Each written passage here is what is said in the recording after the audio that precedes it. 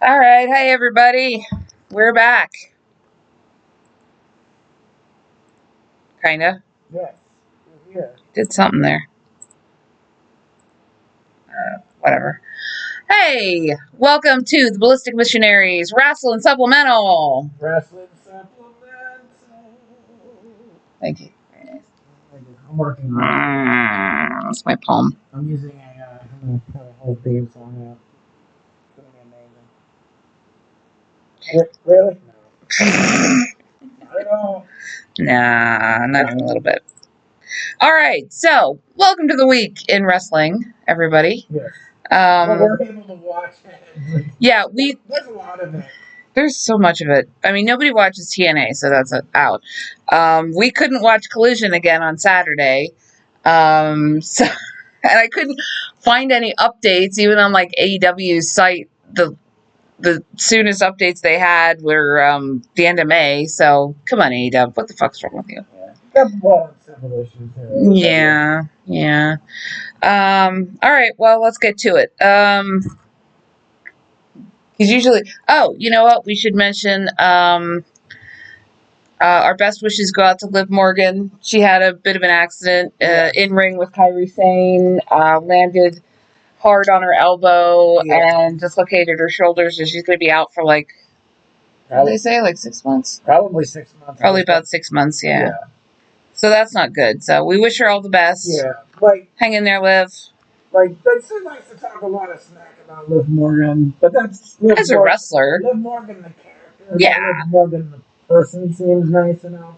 Yeah, I don't want to see anything like that happen to anybody.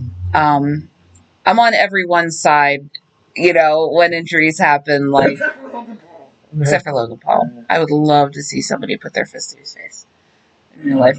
But no, I don't want to see, that's a rough, oh God, that's a rough injury, dislocated shoulder, man. So I wish her the best. I hope she gets speedy recovery and gets back soon. I'm not the biggest fan of Brock Lesnar, but I would, one reason that I would see Brock Lesnar come back today to beat the shit out of Logan Paul. Yeah, I'd like that. Just because I've seen what he does and people that hot dog and grandstand in his way or that. Yeah, that actually. A Brock Lesnar receipt is pretty brutal. So I've seen it on Randy Orton. And Randy Orton is a seasoned professional, so yeah, and he's pretty tough. Logan Paul would probably be crushed into pulp. One can only hope and dream. But anyway, yes. Best wishes for Liv Morgan. And guys, lay off Kairi Sane. Yeah. She didn't do anything wrong. Sometimes this stuff just happens, It was just a very slight calculation of landing like this instead of like this. Yeah. And it happens. Kairi Sane had nothing to do with it. That accident, and it was an accident. It was absolutely, it's really no fault on anybody. Anybody could have done that. I remember so many years ago when that guy Randy Orton, he just banging his fist down for getting ready to sign up for an RKO, and he blew his both of his arms out of the socket, I believe, and dislocated both his shoulders. Oh my God! Yeah. So it can happen easily enough. Accidents happen. Yeah. Dislocation. What was it? A few years ago, Shane McMahon came out and jumped into the ring and tore both of his quads and had to leave immediately. I remember something similar happened to his father several years earlier. Yeah, just sometimes shit happens, that is unexpected. This was a shit happened. And I mean, hell, we're coming to you again from our living room because I had shit happen too, and I'm all banged up. So, hey, it happens. Give Kairi Sane a break. In that case, it was Kairi Sane's fault. Yes, Kairi Sane definitely drove to Altoona and tripped me. Yep. There, drop kicked you in the face. You landed on the stairs. Yep. So in that case, fuck you, Kairi Sane. But everything else, yeah. All right. So start off. All I have here written is John Cena, Cody Rhodes, Randy Orton, and R-Truth on SmackDown. Mm. I don't know what that means because I didn't write any explanation. It was a promo. Right. All right. So yeah, of course, it's the John and Cody show and blah blah blah. King of the Ring match. Qualifier match: Randy Orton versus LA Knight versus Carmelo Hayes versus Aleister Black. Pretty good match. Orton won, of course. Aleister Black got the shit kicked out of him at one point, didn't he? Like, I think he's okay, but I think he took like a hard knock from Randy Orton, if I remember correctly. Yeah, it was still a good match. It was a good match, yeah. I think Black was kind of the MVP in that one. I also believe some outside interference, if I remember correctly. I don't remember. Yeah. I did not. These notes are not very good. Oh, it was on LA Knight again. Oh, right. Seth Rollins is too. So I guess they're leading up to something down the line, or at least Which is good because he's back to being criminally underutilized, quite frankly. like Braun Breaker and LA Knight. Pretty good. I would really like to see a world championship on LA Knight before it's too late. Whether that happens or not remains to be seen. And he has had really good title runs in the past. I think it would be his U.S. title run were among the better ones of recent memory. Absolutely. Again, I'd like to see him get a world championship. Definitely. Run. I believe he's earned it for what he's put into the company in the last few years. Absolutely, yeah. Jacob Fatu, I guess, had a promo because what was it? JC Mateo and Solo were talking about him behind his back. Yeah, they're talking smack before. What was the impetus of him breaking off and leaving the bloodline? Yeah, so he comes out and he says, just because you're family doesn't mean you can go behind your back and try to snake them. Just because they both come from the same bloodline does not mean he can take all of the credit for his hard work. That Solo can take all the credit for Fatu's hard work in this case. Yeah, it kind of feels like they're building up for, Solo and Jacob Fatu. Yeah, but it also kind of feels like they're building up for Fatu to kind of be a bit of a gray face.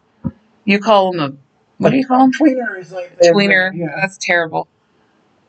But yeah, like sort of somebody since he's just so over with the fans and he's kind of making friends backstage with people other than Solo, it seems, or at least, recognition. Like game recognized game. Natural respect from Damian Priest segments that have been going on, which is still probably going to be a U.S. title match. And I think that could be just as interesting as when Priest had his series of matches against Drew McIntyre.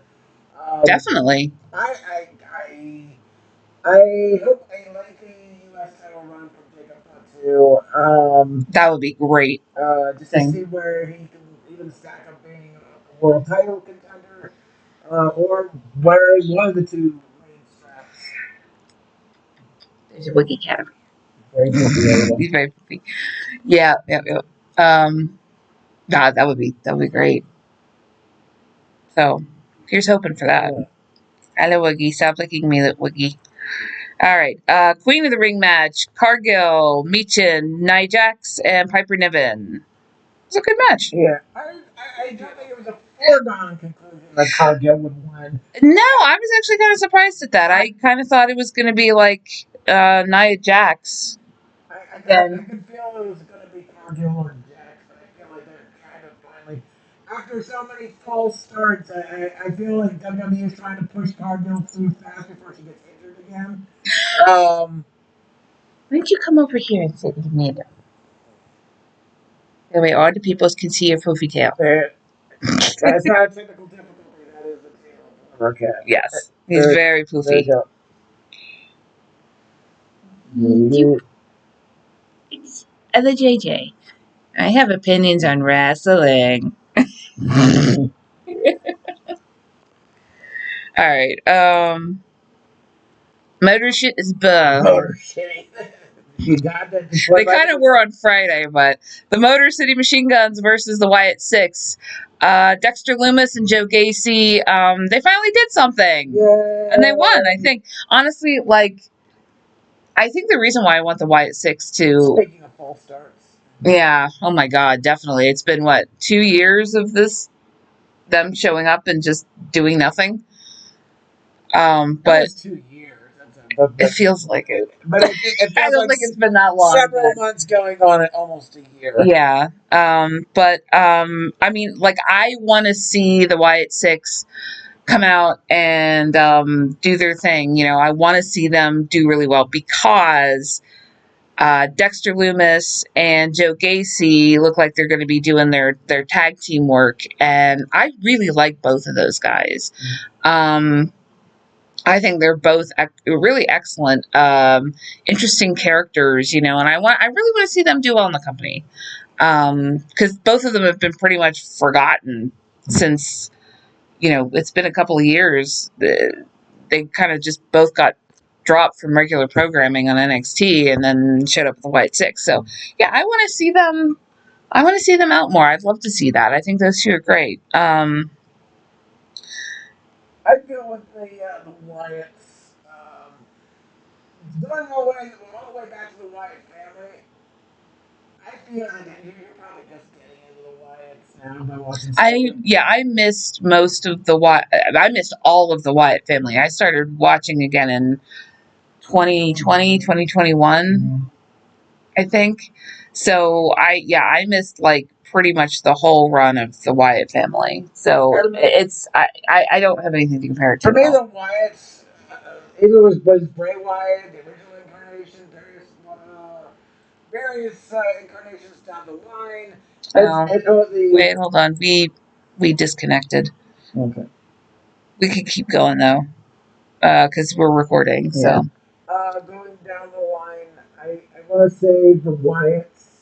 It's been a good build up for something, but when the match happens, it's completely brain farts. I guess. It's like half the time there isn't even a match. They just kind of show up at the end of other people's matches and like jump in the ring and. Or when it's been like Bray Wyatt or Bray Wyatt is defeated against a great look, great build up, great promos, and then when the matches happen, it's. I remember Bray Wyatt's match against Seth Rollins, and it was a clusterfuck. I also felt the same way when they tried to do Bray Wyatt and LA Knight, and that's what was it, a Mountain Dew dark match or whatever it was. Yeah, it was something like that. That was weird. It felt a lot of. Our internet is down. Oh, okay. So we're not. I don't know. The internet's been screwy for the past week or so. I need to call Breeze Line, who jacked up my price and then slowed me down, and they're just terrible, and so I might need to call them and complain. Anyway. Yeah. Oh God, that's where we're at, ladies and gentlemen. Comcast is not good. No. Anyway. But like I said, I feel with the Wyatts, there's no delivery on it. It feels like that. No delivery. The delivery is so far. That's how I felt about the Wyatts for probably over 10 years, probably close to 12. Mm-hmm. Fair. But I mean, you know, I don't want to be like, oh, now they're going to do something. They did one thing. Maybe they're cautiously optimistic. Yeah, I mean, here's hoping. I think that's all we got at this point. Moving on to your favorite guy. Oh, Cena Punk promo. So much talking. I don't care. I really don't care. Another Queen of the Ring match. Alexa Bliss versus Charlotte Flair versus Alba Fire versus Candice LeRae. Shockingly, Charlotte Flair did not win this. But again, I felt like it was the same as the first women's qualifier. And you felt like two people in there had absolutely no chance. Alba Fire and Candice LeRae were not going to win. They were there to round out the necessary requirements to have a away. And you knew there was no chance that Candice LeRae was going to advance. And there was no chance that Alba Fire was going to advance. Alba Fire at this point, I feel bad because Alba Fire is a hell of a good wrestler. She really is. And she's relegated to this. They're like almost third wheel. Yeah, kind of. We don't want to fire you. Yeah. But we don't want. We'll just kind of stick you in here. And, you know, to be fair to Piper Niven and Chelsea Green, they've done a good job of kind of incorporating her into the group, but it's. As much as it is, she's just kind of there. It's sad. It's not necessary to have her there. Yeah, I mean, it's pretty ridiculous that they broke up a half of a tag team and then just kind of stuck the half of the tag team that was there just in with another tag team. Yeah. It's like, it's a why? And gave them the worst costumes I've seen. Oh my God. Yeah, IRS is looking at them like, damn, they suck. Yeah. It's bad enough that they had to wrestle with shirt. It's like full dress shirts, but now it's like the dress jacket as Yeah. well. It just seems And I mean, they're light and And they're full tie. stretchy, and ties, yes, but it's like, that's like 2 layers over your undergarments and long sleeves and long pants and a tie. That is so binding. it seems, It's but crazy. it looks both uncomfortable and it looks bad. In the It ring. does. It Yeah. looks bad in the ring. Yeah. Anyway, so Alexa Bliss won that. Thank God it's not Charlotte Flair. Yay. King of the Ring match, second King of the Ring qualifier. Cody Rhodes, Shinsuke Nakamura, Andrade, and Damian Priest. Again, Shinsuke and Andrade, I think they just kind of stuck in Yeah. because they needed people to fill it out. Nobody thought Andrade is, and Shinsuke's only a notch or two. Shinsuke's year was 2016, and 2016 came, it went, and Shinsuke is basically been a mid-carder with flirtations with the main event scene when they don't have anybody else to fill out that role. Again, it's a shame. He's really good. Yeah, probably one of the best wrestlers to come out of Japan in the last 25 years. I remember when I first started watching wrestling again, it was Shinsuke and Rick Boogs. Yeah. Rick Boogs looking like steroided out Freddie Mercury coming out with a freaking guitar. Yeah. It was the coolest thing ever. So, of course, WWE is like, oh, no, that's not. We're going to get rid of this. They're getting over on. Well, Rick Boogs got injured, and I think when he came back, I guess the momentum had died off.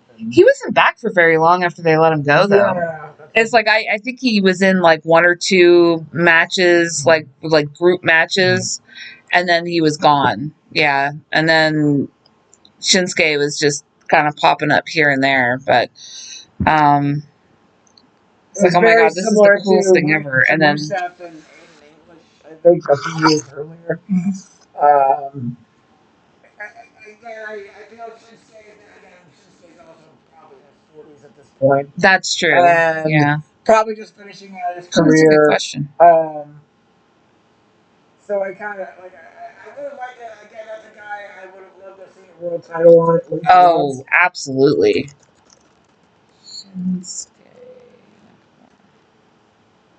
Oh, he's 45. So him and AJ are about the same age. Mm-hmm. And I guess I feel this point.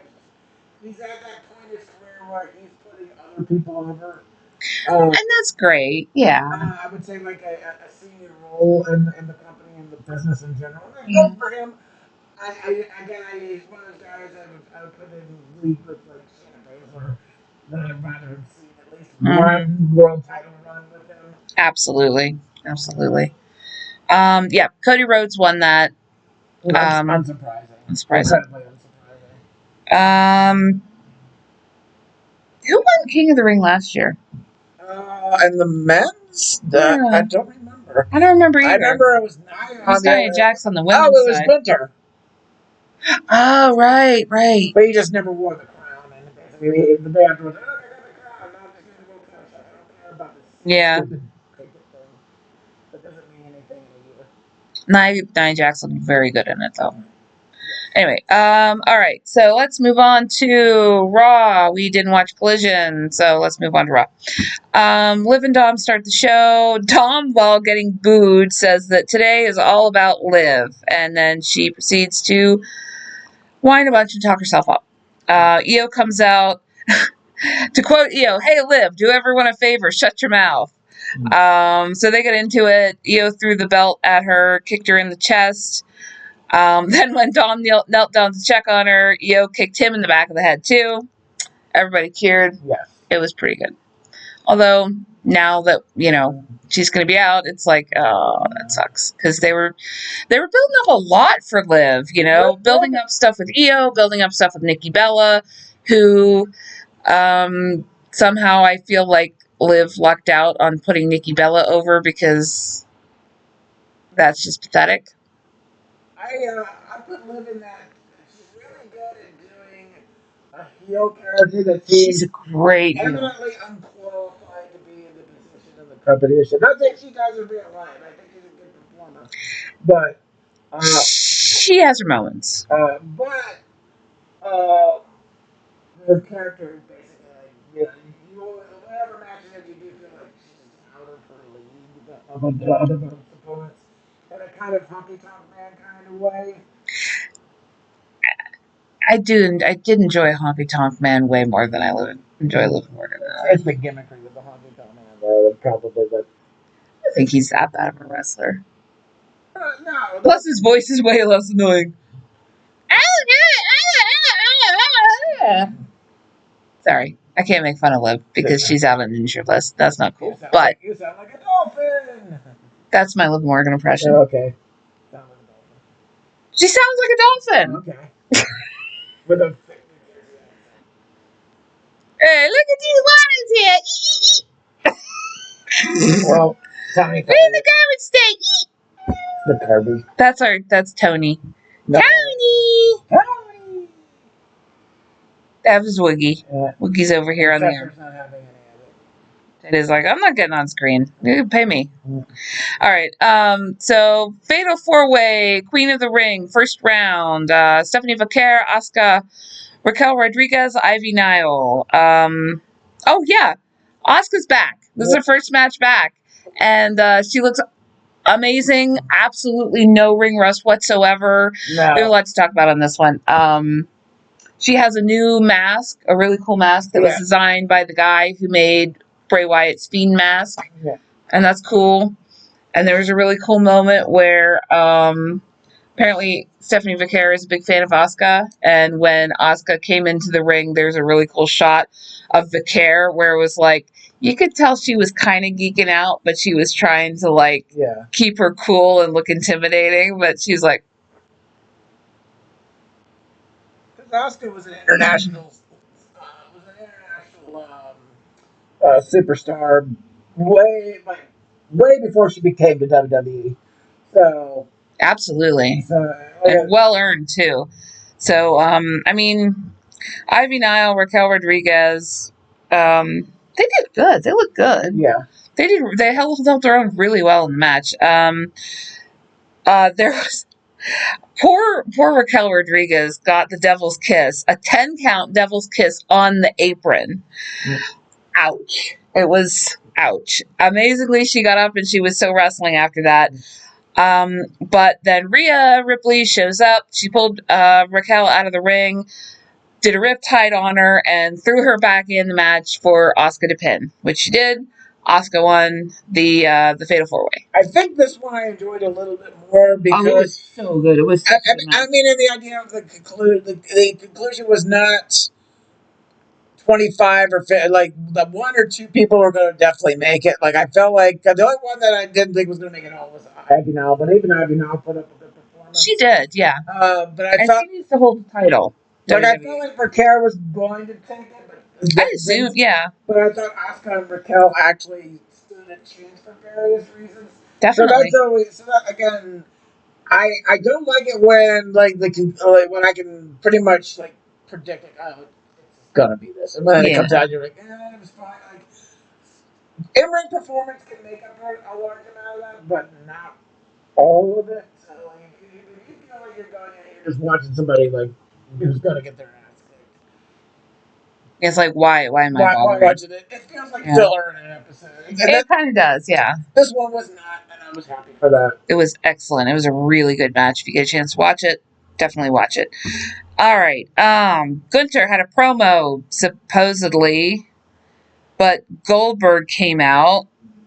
As I wrote down, oh my God, he just walked down the aisle and I'm already bored. I can't stand Bill Goldberg. I find him massively overrated and incredibly boring. Like, I want to just, every time he comes out and starts doing anything, I just want to rip my ears off in preparation for being bored out of my mind. I have mixed feelings about Bill Goldberg. I was there in the latter part of the Attitude Era when when Goldberg was on his streak. No, see, I was still watching wrestling back in the 90s, early 2000s, whenever Goldberg was there. So it wasn't like this isn't like a me going, like, I not having been there during his earlier run. I was there, and he bored the fuck out of me, and he still bores the fuck out of me. I think it was the story of I was drawn in by the same way when I was a kid, and strangely, somebody I also don't like is the Ultimate Warrior. Like, oh yeah, but the first match I ever watched and that got me into wrestling was when the Ultimate Warrior won the Intercontinental title against the Honky Tonk Man, because it was just so out there and strange, and I enjoyed the novelty. I was into the novelty of Goldberg at that point, and he got me back into wrestling because of the whole novelty with this freak and this like force of nature that came out, and laid waste to everything, and quickly left the ring. Again, I'm like, oh, okay, how long is this going to go? I'm interested. That being said, that's not the same as Bill Goldberg now. I feel the novelty has worn off. He seems like a nice enough guy in real life, but I don't. I don't want to see this guy anymore. Like, I feel like it takes up time against many other qualified full timers that could easily give Gunter a great program. Mind you, this is only a one-off deal. It's going to be for Saturday night's main event, and right, yeah. When that will be July 11th or 12th, I believe. Okay. It's the Saturday of the week of the 11th. That being said, I will say I hope for Gunter's sake this gives him a bit of a raise on his profile because he desperately needs it. I'm glad that he has the world title back. His first world title run. He has the title back, doesn't he? Yes, he has his first world title run was disappointing. Again, WWE's problem with Gunter and the world title is that he needs to be the center of the show. He needs to be the guy that comes out in the beginning. He needs to be the guy that starts the show off and finishes it off. Gunter comes in halfway into the show during his first title run, and it seems to be happening now because it's the CM Punk and Seth Rollins show. Or the Cody and John Cena show. Cody, who's not even on the goddamn show. He's on SmackDown. John Cena's on SmackDown. These guys need to be on their show, promoting their show. And Seth Rollins and CM Punk need to be somewhere in the program, but not opening up the goddamn show. It needs to be Gunter. Gunter's the world champion. The world champion should be the centerpiece of your program. It would be nice if everybody could remember that, too. Yeah. All right. Same thing with like your women's world champion on Raw.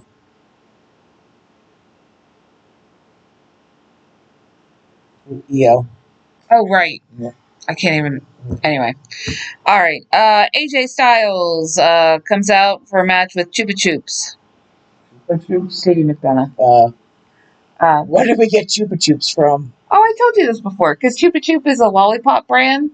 They have like big round lollipops. Oh, like he has a large malformed head. Yeah, because he's got a huge head.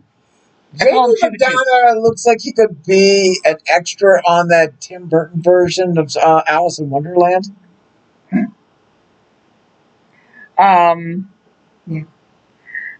But anyway, really good match. Styles won. Kind of was just sort of thrown in there. Yeah. It's like they're kind of trying to do stuff with Styles, and they're trying to do stuff with McDonough, and they're just kind of like, just throw this together. It's fine. Bailey's back. That's literally all I wrote. Did she have a promo? Yes. Yeah. It was basically between her and what's her name? Seth Rollins' wife. She has it. Becky Lynch. Becky Lynch. Basically, Becky Lynch was pretending that she had halitosis for half the promo. Mm. She's kind of doing that back off thing, like. It was like, hey, Dum. Hey. That was. How dare you talk to me like that? Dum. That was an impersonation of two different people. And anyway, I'm happy Bailey's back. Yeah. That's cool. Apparently, there's some tension now between her and Valkyria. Because she wasn't texting Lyra back while she was off. That's like your old shit. Kind of is, yeah. Like, she's dealing with shit. Yeah. Let it go. Got personal problems. You know, come Anyway. over and visit. Make a phone call. I know you Zoomers don't do the phone thing. I mean, I know. Video call. Video calls. Skype, whatever you guys do. Be good. Send a telegram. Oi, be good. The cats are being out an edible arrangement. Did you ever think about There that? you How go. about Carrie? No, you didn't. Everybody loves fruit cut into patterns of flowers and delivered fresh. Yes. It's a known fact. I think you have the money for that. You're just stingy. That's all you are. All right. Then we have the Kairi Sane Liv Morgan match. We already talked about that. We did. Yeah. Let's talk about it some more.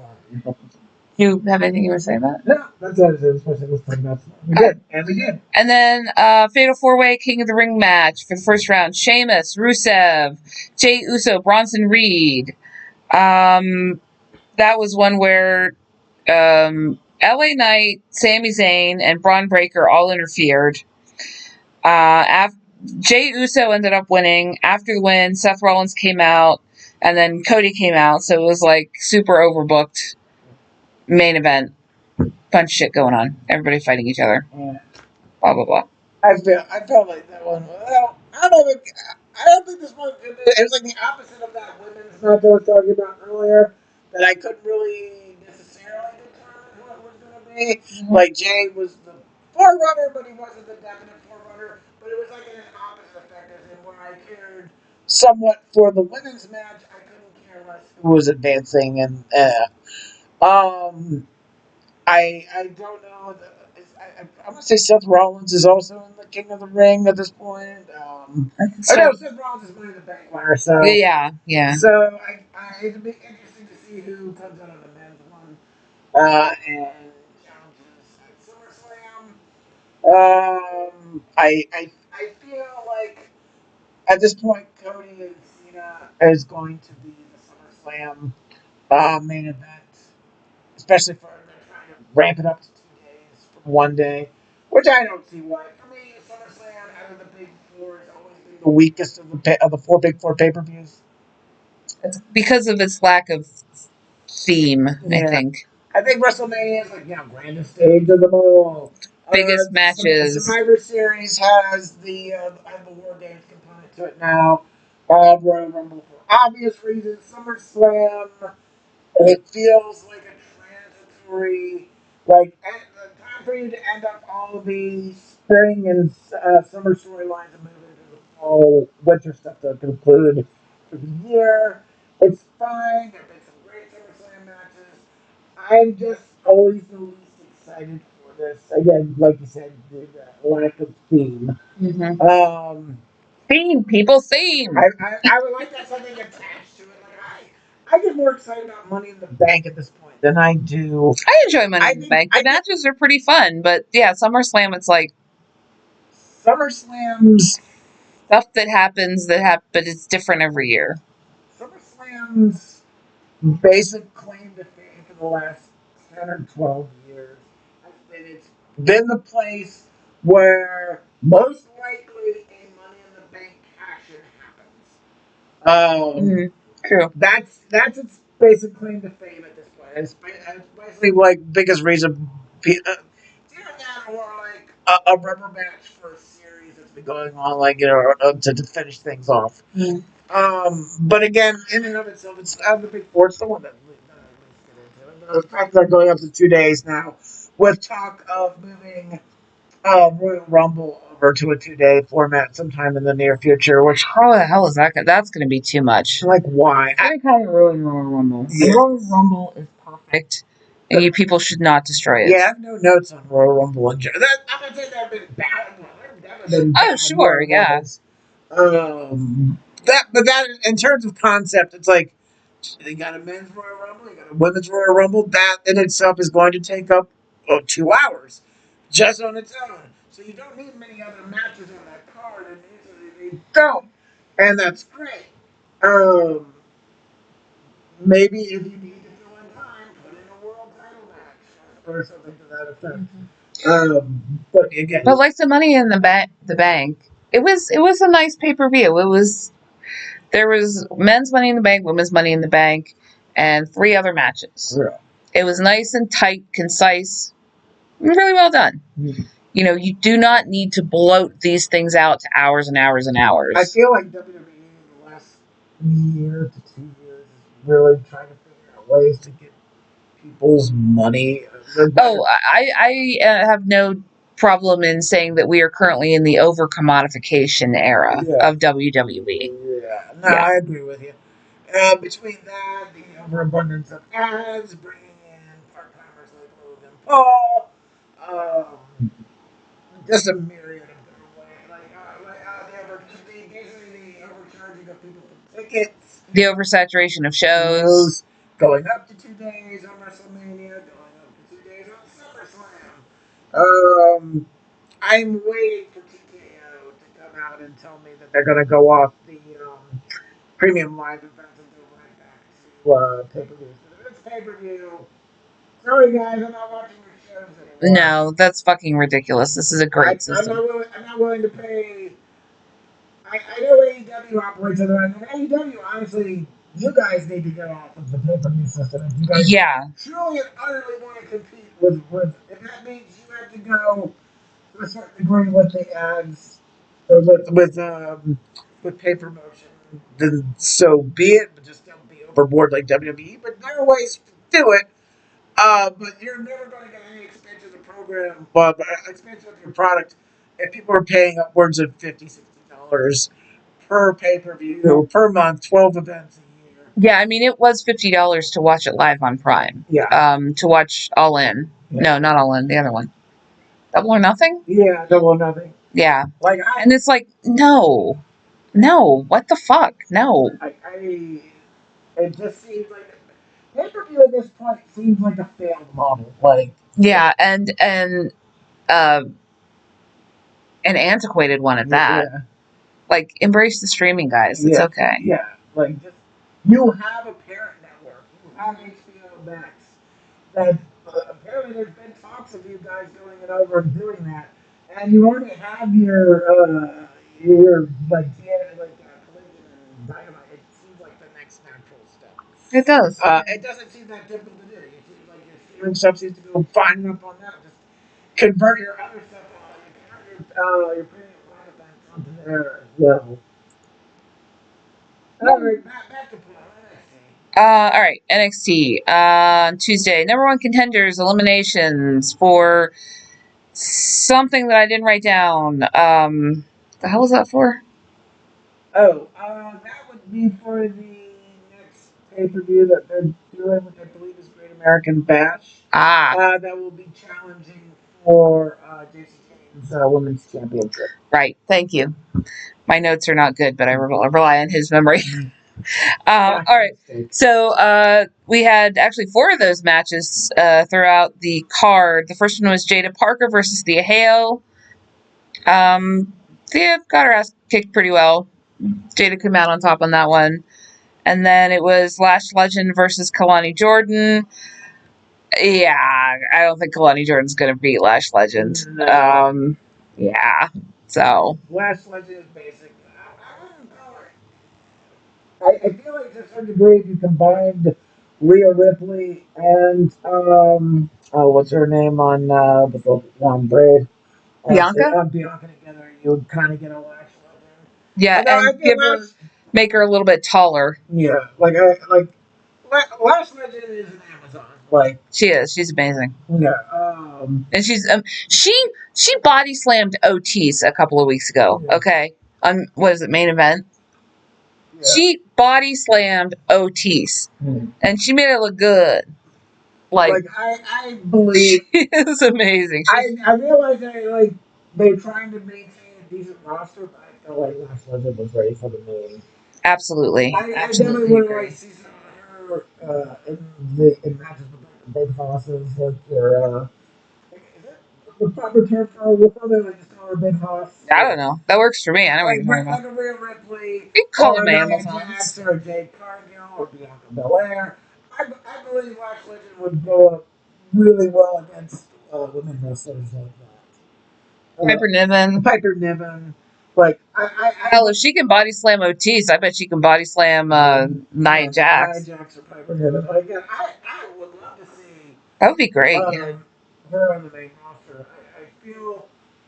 I feel with the current crop of wrestlers that are over at NXT right now, the only person that gives Lash Legend a run for money is Jordan Grace. Most definitely. Because everybody And else. Lash has about almost a foot on her. Yeah. Yeah. So, I mean, Because Lash is what, 6'1"? 6 or 6'1". Jordan Grace is like 5'3". Yeah, I was So, astounded by that. yeah. Because she always, to me, like, seemed larger than I see her against other wrestlers. Like, Yeah, she is. she's stacked tiny, but she's tiny. But for me, like Lash Legend. That being said, like it was a squash match for the most part. Like, Jordan got some decent moves in there, but it was, Yeah, I mean, yeah, it's look at who she's going up against. again, it's one of those foregone conclusion matches. Unless somebody was Yeah. going to come in and interfere, and Lash Legend's not in any kind of feud right now with anybody. So Yeah. look, She's not directly in a feud with anybody, but she's kind of indirectly in a feud with everybody at all times. But nothing that you would expect somebody to come in and interfere with her matches. All right, and then more news with the family. Tony D came out. He had a promo.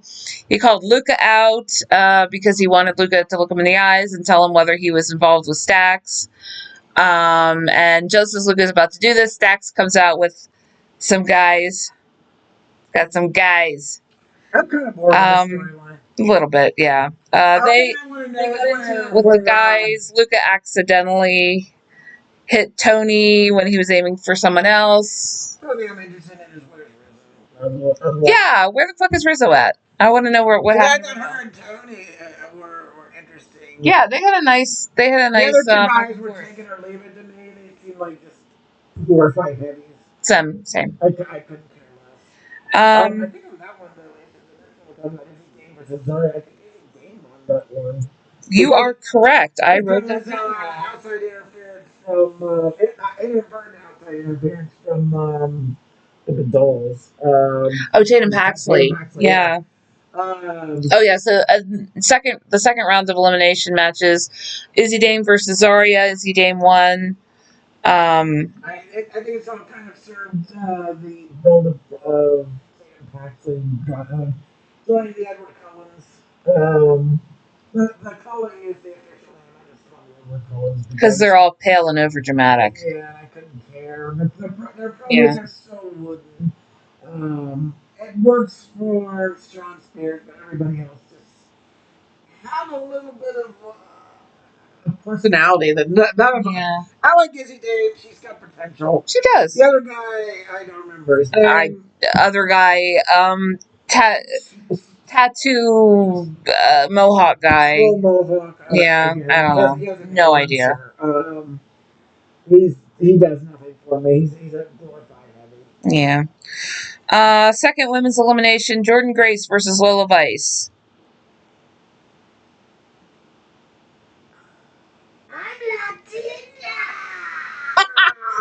I was waiting for that. Thank you. Yeah, Jordan Grace won. Fuck Lola Vice. I'm All right. Mariah Monroe, like Blake Monroe. Blake Monroe. It's a terrible name. Formerly Mariah May. Yeah. It's a far better name. Yeah, it is. Yeah. So I'm going to call her Mariah Monroe from now on. She came in to sign her official contract. She has a name now. And apparently lots of as far as we know. She got thrown through a table by Fatal Influence. So I guess it's kind of weird. I guess maybe they're going to throw. Do you think they're going to throw Blake Monroe into the elimination matches to face JC Jane, or do you think they might just give her a title shot by herself? What do you think is going to happen with that? I think somebody's going to win the Fatal 4-Way, and the Great American Bash thing is going to come and go. I think they're going to have JC Jane for a while, but I think they're going to build up Blake Monroe. bit before they. I think they're gonna eventually build her up first and have her go get the Series of 5. Maybe even a North American title run. Maybe take it off of Full Ruka. Okay. So you don't think that Blake Monroe is going to be coming for JC Jane yet, even though they put her through the Right table? away. I don't think. I feel like the direction with the way that, like, again, that they're showing Jessie James upset because everybody thinks she's the most defeatable champion. And it's like, Yeah. so I think they want to kind of create it where she holds on to the belt for a while and go through, especially since they put up, like, all these people can beat her. And I feel like it seems counterproductive other than like, oh, here's our current roster after the shakeup and everybody going on to the main people going to the main roster. I feel like otherwise that's a waste to just say like, oh yeah, like here's all these people that are being good, and then like the first person that comes in or first or second person that comes in is Blake Monroe Mm. and beats her. It's like again I feel also maybe a personal feeling that like Casey James has been there the longest. I Yeah. feel like give her a decent run, and then Oh maybe yeah. and then throw her up on the main roster end of this year, beginning of next year, maybe a Royal Rumble or post WrestleMania. Um, I would again. I feel like Casey James She should be up on the main roster. a little more, at least give her a little more than a transitional run. Mm-hmm. But I like Casey Jane. I find the rest of Fatal Influence to be unnerving. Boring, They might have been more entertaining annoying, if they could have like a tag title, pointless, an NXT women. kind of terrible, Fallon those Henley things. is Useless. yeah, and No, Fallon Henley is crappy. yeah. Jasmine Jasmine Nix Nix is is useless. worse. Yeah, I just she barely wrestles, and when she does wrestle, It's sad. it's confidence, and but I feel like Kinda. Jasmine Nix should be on Evolve. Like I don't I think she but there was no Evolve at the time, so but now that there is, She should be dropped back down. yeah, like I just I get nothing from her. Like I don't the whole thing is like okay, there was your experiment. It to me it didn't work. I don't feel there's a cohesiveness between the three. But Yeah, no, because there's a lot of infighting. I honestly figured that they would have been not just the broken infighting. up I feel like just too much of a while ago. it feels like a clash rather than a melding. Yeah, yeah, they kind of just like stuck these people together and they're like, you're a tag, you're a group now. But they never really did kind of mesh, did they? No. It doesn't work. All right. So then to finish it out, there was a 6-man tag. Elijah, who's coming still in TNA, but comes back to wrestle. Elijah, Elias, Elron versus Briggs and Inamura. Sorry, Elijah joined Briggs and Inamura versus Trick Williams, Wesley, and Top Dollar, who is now named something. I don't know. It's Top Dollar. Fuck it. I don't know why he's still in the company either. I'm still trying to figure that one out. Why Top Dollar's there? Why Shante the Adonis? Another company, but Oh, is he with TNA? he's in yeah. Oh, okay. I don't get why Shante the Adonis is still there. Yeah. They let go of Jakara Jackson, but Ashante the Adonis I is still think there. he's just hiding out during the week. He's like sleeping on one of the racks, and that's why his hair looks the way. They always look like he just woke up. What's going on? I got a promo. Oh, thank God. Is the class tape a little bit? I'm hungry. Anybody got a dollar? Hey, $10, you got a dollar? Oh, man, I'm over in TNA now. Nobody watches TNA. Yeah, nobody watches TNA. That's why it's come to NXT. Anyway, so Inamura pinned Trick Williams. I don't think that was like a match for anything. I think it was just Yeah, I just think a match to do a match with all these guys. I think It's like faces versus heels. I don't know. I think especially to further Trick's storyline, line him up with Chuck Nolan and him and his other friends faction over in TNA. And also, I guess, also immoral, like Briggs pinned, immoral pin trick that he gave his opportunity to go up against Trick for the TNT title over the Briggs. But let's be honest, they're just not going to be. Inamura might have. Inamura Inam is a much better wrestler than like I Briggs. said, Inamura is going to try to possibly challenge Obafemi. Like, what the fuck is Obafemi? He was barely on the program. That's true. He didn't show up, did he? Yeah. Oh, should we not? I did kind of miss this. Should we go back to the background stuff that's been going on the main roster? Such as. Okay, well, so the last few weeks, the background, A-Town Down has been fighting.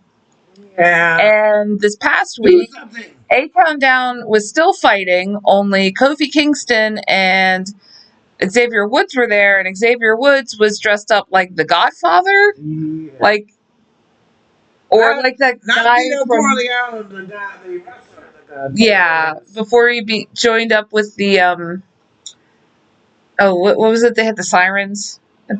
Was their entrance music? Right to censor. Yeah, the right before he joined up with the right to censor. Back when he was still pimping. Yeah. Straight pimping. Yeah. Okay, so nobody explained this. Just search Xavier Woods. It should come up pretty quickly because everybody's pretty confused on this. Why was in a pimp suit? Yeah, it was just he doesn't strike me a red hat and a big fur coat. It doesn't strike me as the pimp type. He basically has sold himself as a blurred for the last. Not as he sell himself, he is a blurred. Yeah, I mean, pretty much him and Kofi are blurs. Yeah, they're hardcore blurs. Are we allowed to say that word? Yes. Okay. Black nerd. Black nerd. Like, I feel like that's like not our word. If you want to say nerd, they're nerds. They're nerds. They're nerds. They are dorkish nerds, and that's why part of why the whole heel persona to me. It falls a little flat. They're neither tough because now they're just kind of whiny nerds. Now they just come up whiny with a goth nerds. What was the villain from Dexter Lab? He's like his nemesis. He had like the tall one with the glasses. Yeah, the tall one with the glasses, and not Dee Dee, but Amark or Netmark or something. I can't remember his name. I didn't. Yeah, he comes up as Dexter's arch enemy on Dexter's Lab. Yeah. Yeah, and now they're pimping. I guess I don't know. It's this whole thing. Just it doesn't work. It's ridiculous. Two different teams are like one. Either have them explode or have them not explode. Nothing is happening. It's like a back. They don't even fight that much anymore. Like kind of talk to each other while the New Day's like yeah. They've been fighting a lot in the background. I feel like the New Day is there. Like they're the champions. They're your Where the fuck are they? Champions. Yeah, and they never defend the titles. Yeah. It's been like a month, I think, since they've had a match. I watched the last one they went up against. Even Judgment Day or American Made. No, that was the War Raiders went up against American Made. Okay, no, so all right, 2 weeks ago, they were at commentary while the War Raiders went up against somebody, and then the week before that, they were also on commentary when the War Raiders went up against American Made. And then the week before that, so we're talking 5 weeks here since they've had a title defense, if my math is correct. Because right now you have 4 tag team champions, 3 men, 1 woman. I would say 2 of them are. I would say the WWE World Tag Team Champions, the Raw brand Tag Team Champions are the most worthless. It's the most worthless title right now. Barkley and Bart is the way that they booked the New Day. I don't care. I couldn't care less. I don't care about the New Day since the Biggie turn, the heel turn. It doesn't work. It doesn't work. And I feel like it is too good. Well, wait, want to see what happens. What's happening? Do something. Like, do anything. I feel like the name of the stick they're like, do something. Yeah. And it's boring. Nothing's happening. Anyway, let's move on to something that is happening. AEW Dynamite. It was Grand Slam Mexico. Thankfully, it was not another 4.5 hours. It was only 2.5 hours. And Lola Vice did not come out and say, I'm not Tina! Yeah, yeah. But all right, Adam Page came out and did a promo in slightly clunky Spanish, but it was impressive. His pronunciation's a little clunky, but it was really good. Tried. He did a good job. He really did, and you know what? And it's nice. It's nice, because like we're so bad in this country at speaking other languages other than English. Not just speaking And languages. it feels disrespectful, especially when you're in a situation like, you have, I don't know. It feels disrespectful, and it's nice that people try to reach out. It's nice when people try to reach out. It's also sort of an acknowledgement of other cultures, especially since they were in Mexico. They were in another land. They were, yeah. It was a genuinely touching moment. And the audience really responded. And so many priests, like wrestling is a very, it can and has been a very priest-advocated business. And like I said, kudos to Adam Page. And he definitely speaks better Spanish than either you or I. I speak better Spanish than that. I have better pronunciation. But it would take me a lot of work to get to the point where he was of, putting all of that together. I'm not as fluent, but I pronounce better. But anyway, I do. You're not Anyway, so it's honestly, I have to give AEW credit for being pretty progressive, because also this past week there was a woman at a baseball game who sang the national anthem in Spanish, which was okay. So FDR approved a Spanish language version of the Star Spangled Banner. So it is approved by the federal government, but everybody was up in arms because this woman sang this version of the Star Spangled Banner. So, you know what? Good on AEW for being progressive in that regard. They're also progressive. Like sometimes I see like gay pride flags and trans flags and stuff flying in the audience, and they're very open about showing that kind of stuff. They have a trans woman who is a wrestler. I haven't seen her in a while. She might be in Ring of Honor, but also Brody King came out wearing an Abolish ICE shirt. This is the next. There's a 14-man tag: Bandito, Adam Cole, Daniel Garcia, Brody King, Templario, and Atlantis Jr. versus Konosuke Takeshita, Kyle Fletcher, Josh Alexander, Hechicero, and Dax Harwood and Stokely, because the other guy was not there. Cash Wheeler for some reason. Cash Wheeler, which I'm not aware why, whether injury or he couldn't make it out of the country because of passport issues. I assumed it was an injury, but I didn't think about that. Yeah, again, I'm not sure. Or a personal family emergency. Yeah. Not look up on that. That's on me. Yeah, but yeah, Brody King came out to the ring wearing an Abolish ICE shirt. It was awesome. Yeah, good on you, Brody King. I don't usually scream and stuff like that for wrestling matches, but I was like, I came out and I started cheering, and I was like, yes! Yeah, and this is not a one-off for Brody King. He No. got a very impassioned post on, what was it, Twitter, I believe, or something. I don't know if it was it was Threads or Facebook, I think. Some form of social media post. Yes, calling out what's been going on in LA. Recent events in LA. And it's nice to see, especially like, it was very cool. In comparison to like WWE, which is basically in bed with the Trump administration for a large degree. Which is, it's very right wing leaning. The Trump WWE fans have a 30 to 40 year relationship, both business and personal. That should not be a surprise, but again, these guys have gotten in bed with the Trumps and Dana White and other right wing figures.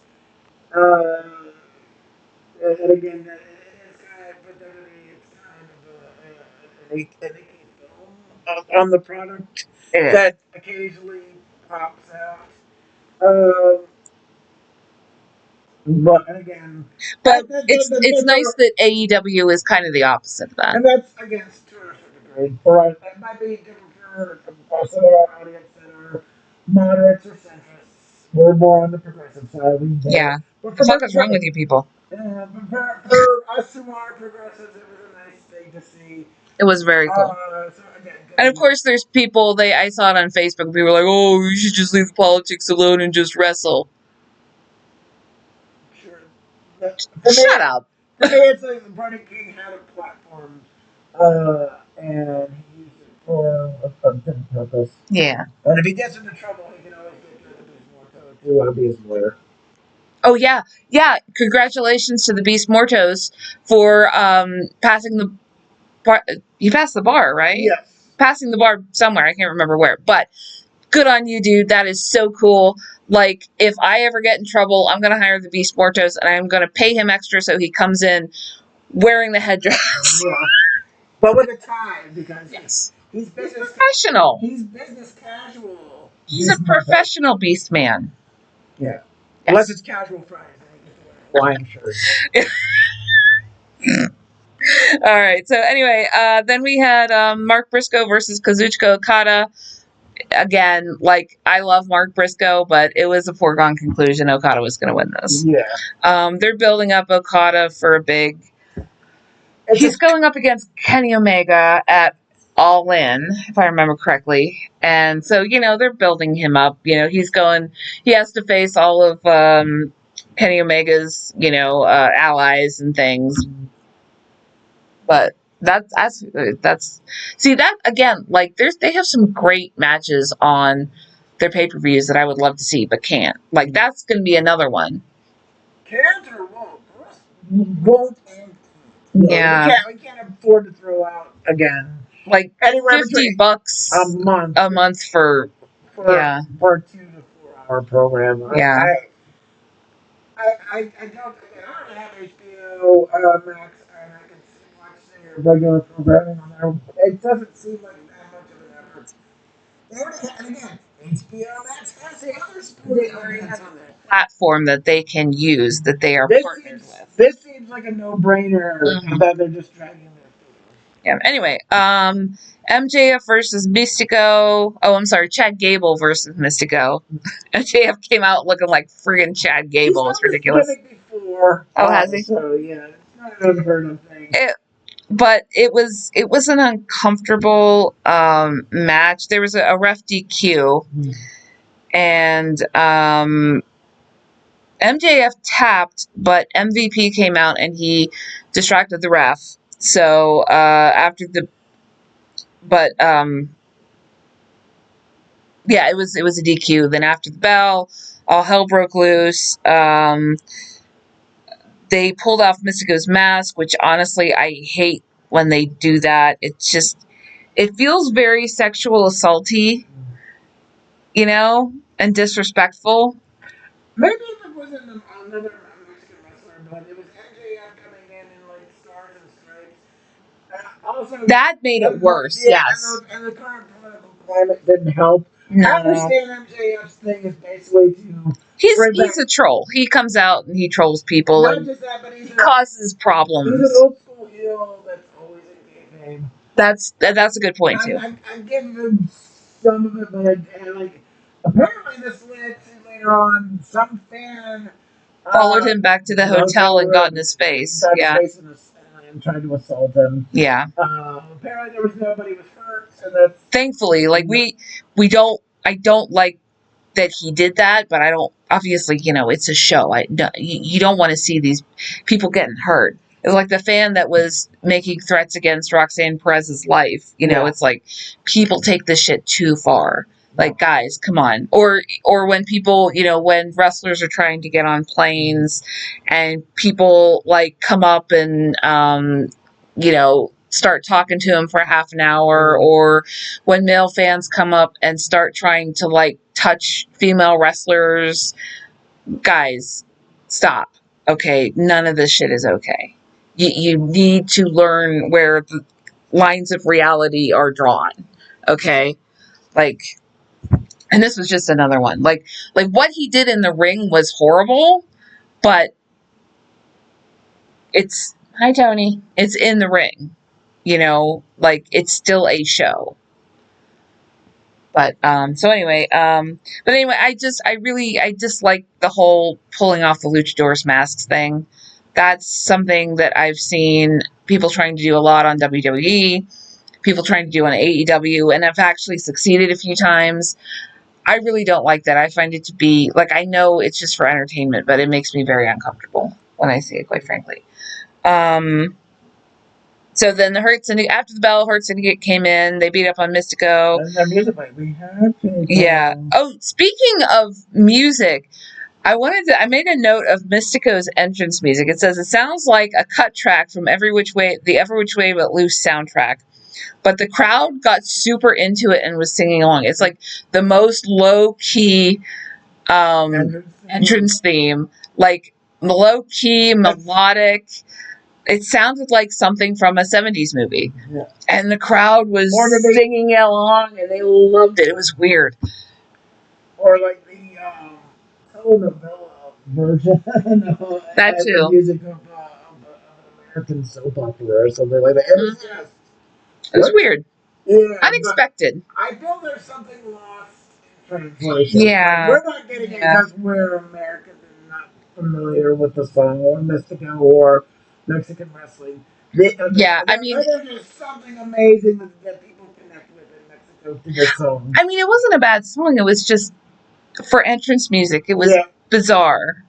But then you're always like, your ring entrances is either like a cool hip hop number or something like hard rock or heavy metal or like something with a real pounding, driving beat. Unless you're the Hurt Syndicate, who just, we hurt people, or 80s, or some kind of like 80s power ballad or something like that, or like something along those lines. And that song does not feel like a wrestling entrance music in any way, shape, or form. No. Anyway, so then there was the 4 million pesos high-flying four-way match. Just so everyone knows, 4 million pesos in US dollars, as of the time that the match happened, was exactly $209,920. Yes. Which, that was a good payday. Yeah, damn. All right. Anyway, Ricochet, Hologram, Mascota Dorado, and Leo Rush wearing someone's leather thong on his face. I couldn't figure that out.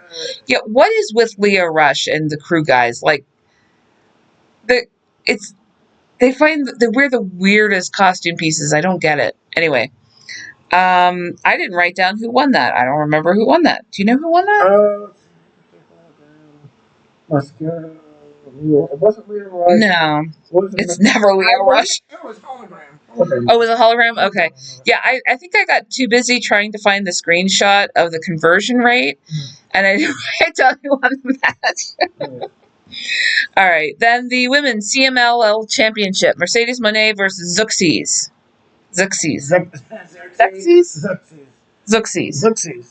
How do they pronounce it? I didn't write down the pronunciation. I also didn't write down the name. I wrote down XUXES, thinking it was Zuxis. After like 2 minutes. Anyway, Mercedes Moné won. Tony Storm then did a film. Also, I think we should make the fact now that Mercedes is now. She's back to being 4 belts Moné. Yeah. 4 belts and a cup Moné. Yeah. But a cup that's a belt. 4 belts and a cup. Worst porno I've ever seen. Tony Storm did a film noir promo on it, which was really cool and had actually really good cinematography. She was like walking down a city street. The cinematography was actually quite excellent in that. I have to applaud whoever did that. And then Mina Shirakawa showed up at the top of the ramp while Storm snuck up behind Monet, dressed like Carmen Sandiego. I don't know why that meant, but I was on board. Like, the whole dressing up like Carmen. Yeah. I don't know why. I think it was because that's what she was wearing in the promo, and it looked good in black and white. And so they just did it. She just kept it on. But she looked like Carmen Sandiego. That was cool. Whatever. Anyway. The main event. I feel like I'm missing some there. Anyway. The main event was the 10-man tag match. Will Ospreay, Samoa Joe, Katsuri Shibata, Powerhouse Hobbs, Swerve Strickland versus Beast Mortos, Jon Moxley, Wheeler Yuta, And the Young Bucks. Whether Yuta was mainly there to get his ass kicked. Yeah, he was. And then, Like, he doesn't really wrestle much. I think that's why. I mean, he's a good wrestler. He's an excellent wrestler. But, I mean, like, It's the first time I've seen him wrestle in a long time. Like, I think since I've been watching AEW, it's only been like the second or third time he's actually wrestled. He usually just kind of comes out. I mean, Has he been injured? no, as far as I know. Oh, okay. I think in tag matches, you gotta have like a guy that's supposed to be in there to take a lot of the hits and like like he crawls over for like a fall, like falls attempt at a tag. And for that match, it was gonna be Will and Yuta for the heels. Where let's take a look at that list. I think probably it was gonna be. Mm, I think it was like Osprey was kind of being put on either Osprey or Shibata. Shibata was on that side. Yeah. But yeah, you took a lot of hits in that one. Like Yeah. he was definitely taking quite a few bumps, which he did well.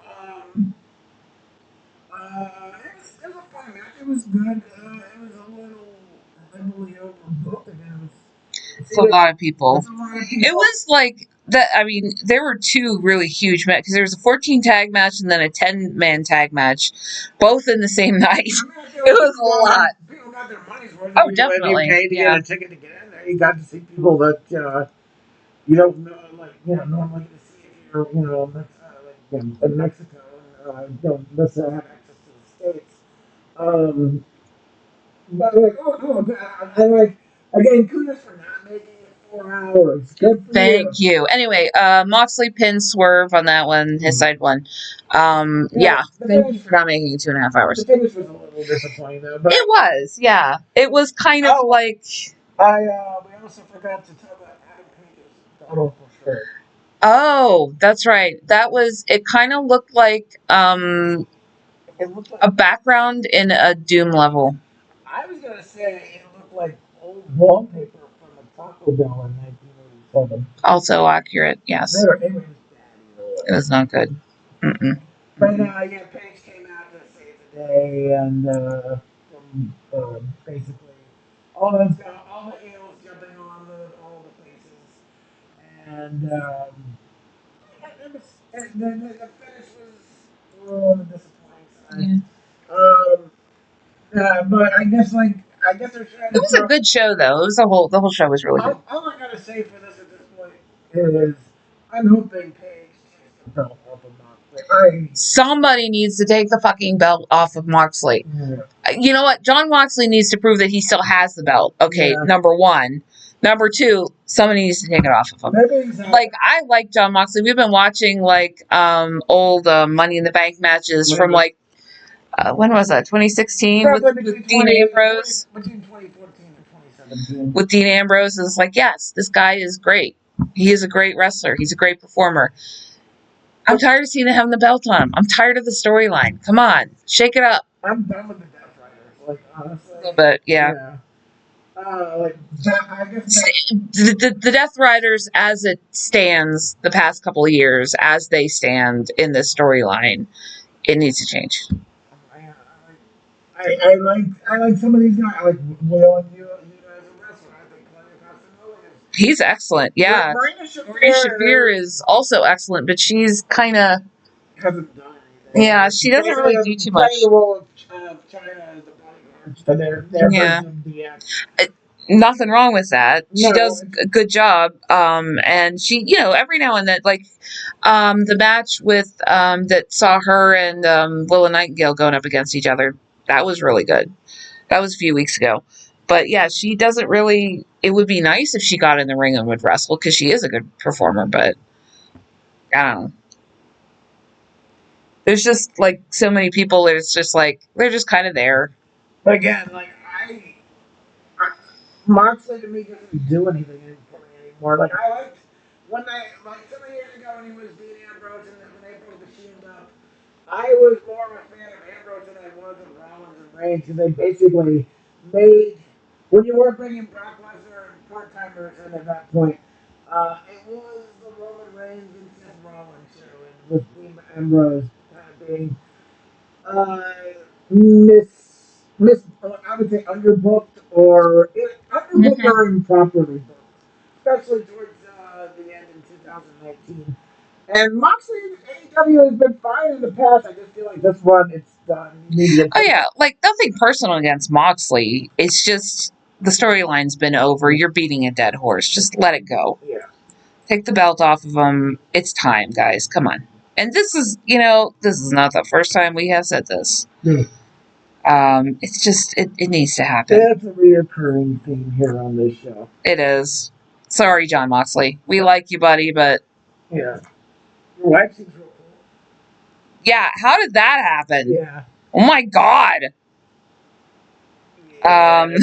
Sorry. No offense. Sorry, John. I'm sure if we get John Moxley, it's like, damn, your wife, you definitely married up, dude. Like, and I'm sure he would agree. Yeah. Anyway, so that's all I got. Do you have anything else? No, I think that's our program right Yep. now. I'm really hungry, so Yeah, so we're gonna end the program right here. we're gonna go get some dinner. You should get some dinner too. Yeah. And drink some water if you haven't today. And get up and stretch. Yes. Self-care. Yes. It's important. Mm-hmm. Anyway, we'll see you guys on Monday. We're going to be talking about drag queens. And there might be a little surprise visit from someone by the end of the show. We'll see. So we'll see you guys. By the way, if anybody is going to be in Johnstown Pride tomorrow, Johnstown, PA, we're going to be up there. Come and find us. Say hi. That'd be pretty cool. So yeah. All right. We'll see you Monday.